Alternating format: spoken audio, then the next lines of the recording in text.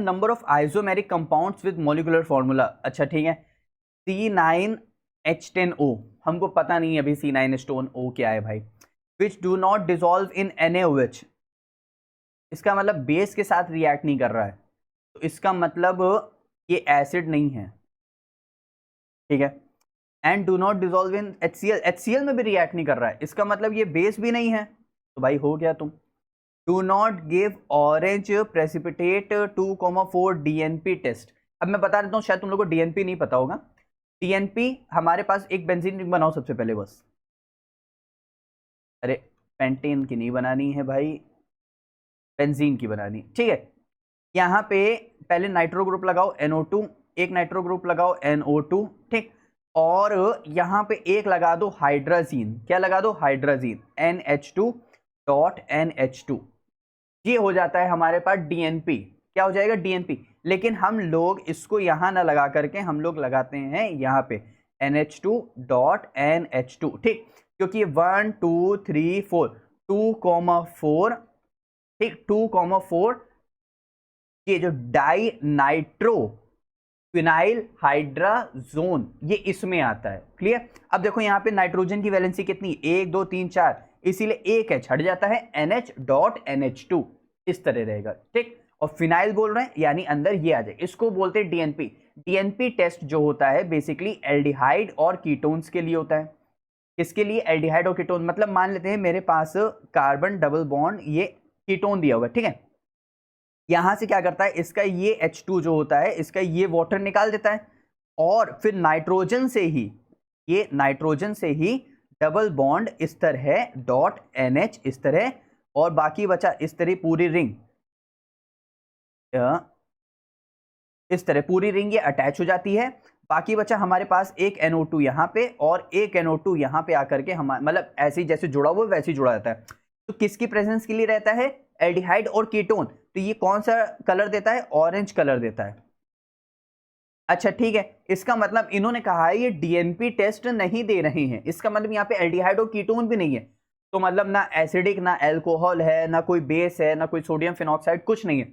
इसका मतलब ये यहाँ पे हमारे पास ऑक्सीजन है, तो एसिडिक भी नहीं है, COH भी नहीं है, मतलब तो हमारे पास ये एक तरह से ये एस्टर या फिर हमारे पास एक तरह से ईथर होना चाहिए।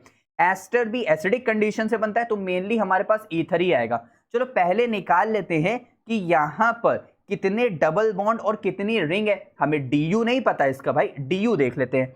DU कैसे देखोगे, डिग्री ऑफ अनसैचुरेशन भाई अच्छा इसको और इजी तरीके से निकाल देते हैं। चलो एक और ट्रिक बताते हैं।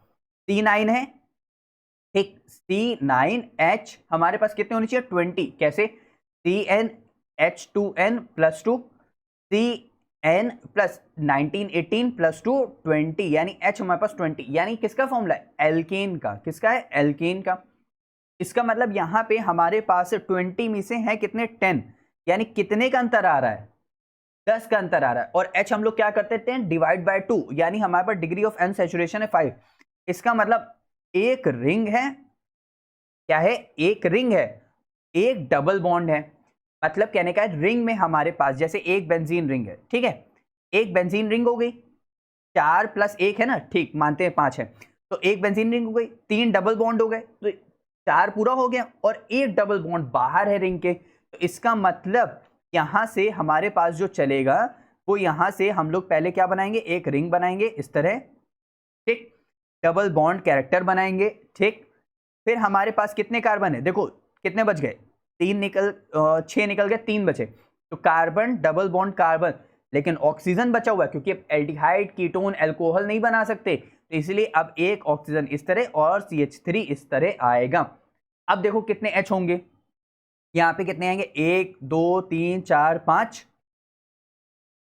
5, और ये रहा, और यहां पे एक H हमारे पास कितना हो जाएगा, 9 हो जाएंगे। तो यानी हमारे पास यहां से एक H यहां पे आएगा, एक H यहां पे आएगा, ठीक। अच्छा इस तरह हो गया। अब देखो डबल बॉन्ड लगा हुआ है हमारे पास, हमको कंपाउंड तो पूरा का पूरा अच्छे से मिल गया, इसको मैं हटा दूं, ठीक, हमको कंपाउंड क्या है, मिल गया अपना C9H10O, ठीक है भाई। देखो ना 1 2 3 4 5 6 7 7 3 10, ठीक, अब यहाँ पे हमको कह रहा है ऑन हाइड्रोजिनेशन, हाइड्रोजिनेशन का मतलब हाइड्रोजन का एडिशन। अरे यार तो इसका मतलब भाई वो इस हाइड्रोजन के एडिशन को यानी हटा रहा होगा, यानी डबल बॉन्ड को हटा रहा होगा। इसका मतलब यहां से अब क्या हो जाएगा, 2 हाइड्रोजन और आ गए, और देखो यहाँ पे H12 भी है, इसका मतलब 2 हाइड्रोजन और ऐड हो गए, यानी हाइड्रोजन ऐड हो गया, हाइड्रोजन ऐड हो गया। ठीक है, तुमको दिखाने के लिए मैंने ट्रांस में ऐड किया, लेकिन अब देखो अब सब सेम साइड में हो गए, सबके सब क्या हो गए, सेम साइड में हो गए। इसका मतलब पहले वो इस तरह ट्रांस में था, अब हो गया है सेम साइड। इसका मतलब यानी ट्रांस से वो चला गया है सिस में। इसका मतलब यहाँ पे H2 हाइड्रोजिनेशन का एडिशन हो रहा होगा in the presence of palladium के फॉर्म में। ठीक, अच्छा अब यहां से हम लोग देखते हैं इसके number of isomeric compounds with molecular formula कितने बन रहे हैं, 2 बन रहे हैं, एक इसका और एक इसका। समझ आया अच्छे से, कोई डाउट नहीं आता।